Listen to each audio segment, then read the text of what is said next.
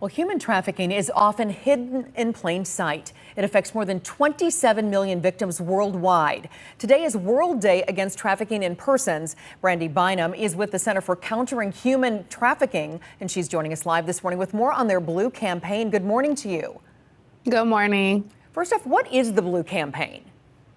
So we are a national public awareness campaign designed to combat human trafficking by educating the public, law enforcement, and that's federal, state, local, tribal, private sector industries, and those that are more susceptible to succumb to human trafficking, to talk about the indicators, what it is, and how to appropriately respond to possible cases. Yeah, Brandy, what are some of those indicators?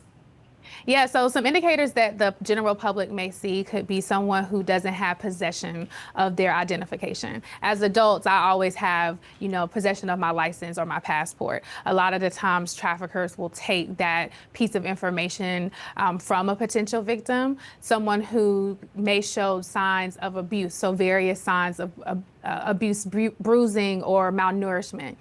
Someone who doesn't have eye contact when you're having a conversation with them. So those are some indicators. Yeah, and what are some of the common myths and really the realities when it comes to human trafficking?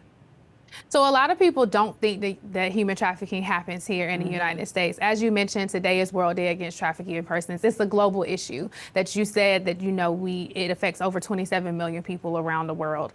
Also, a lot of people think that human trafficking only happens to women and girls. It absolutely happens to both men and boys as well. It's just usually underreported.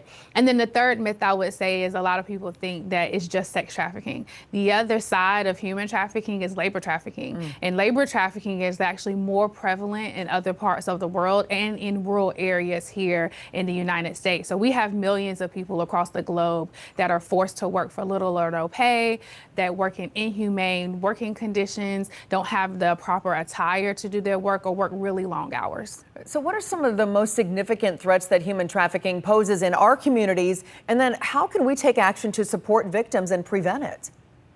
Well, human trafficking is the crime and exploitation against a person. So it's very different from drug trafficking or gun trafficking. And so it poses a health risk. A lot of victims of human trafficking are subject to some really, really heartbreaking situations. And so it's really important that we have conversations like these about what human trafficking is, how victims are groomed into their situations. It's not just something that they fall into, and it's not easy to get out of the life of human trafficking. On average, a human trafficking victim will go back into their trafficking situation 7 times. And so I think it's important to show victims of trafficking grace. And members of the public can get involved in their community by having a conversation. We're actually hosting a mini social media campaign right now, hashtag 15 Against Trafficking. And what we want members of the public to do is just have a 15-minute conversation with at least one person in your life about human trafficking, how to combat it, how to appropriately respond.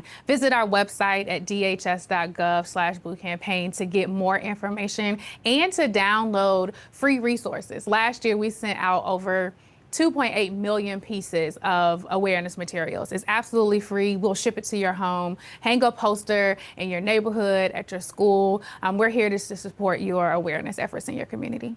Some great things the community can do. Brandy Bynum, thank you so much for your time this morning. We appreciate it. Thank you so much for having me.